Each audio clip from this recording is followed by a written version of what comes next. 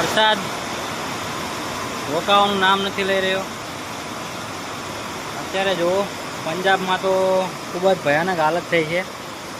આ બાજુ પણ આગાહી પ્રમાણે 5, 6 અને 7 તારીખની આગાહી પ્રમાણે ખૂબ જ વરસાદ પડી રહ્યો છે। તમે જોઈ શકો છો વરસાદની કોઈ લિમિટ નથી, ફૂલ વરસાદ। હવે ખબર નહીં પાકને નુકસાન કેટલું થશે। અત્યારે તો ડાંગર કરેલી છે। વીજળીના તડાકા ભડાકા સાથે વરસાદ થઈ રહ્યો છે। અત્યારે